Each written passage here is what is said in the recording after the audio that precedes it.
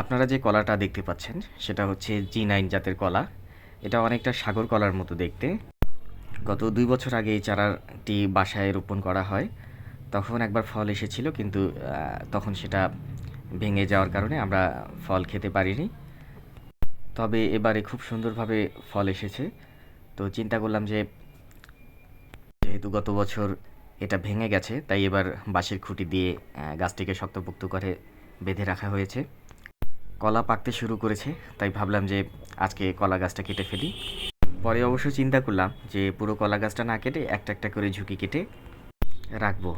এতে আস্তে আস্তে কলাগুলো পাকবে আর আমরাও আস্তে আস্তে খেতে পারবো। কলা কেটে বাসায় নিয়ে আসার পরে এগুলো সবার মাঝে কিভাবে বন্টন করা যায় সেটাই চিন্তা করছিলাম। এখানে কলাগুলো আছে, গুনে গুনে কিছু কেটে আলাদা করে রাখছিলাম, কারণ সবার কাছে তো এগুলো পৌঁছাতে হবে, কারণ যেহেতু বাসার গাছের কলা সবাইকে দিয়েই খেতে ইচ্ছে করছে। কলা পাকার পরে কলার স্বাদটা আসলে অসাধারণ ছিল, অনেকটা নরম এবং খুবই মিষ্টি স্বাদযুক্ত। আমার কাছে কলাটা খুবই ভালো লেগেছে। তো এটা নিয়েও আরও কিছু ভিডিও ছিল, সবাই দেখবেন। ভালো থাকবেন সবাই, ধন্যবাদ।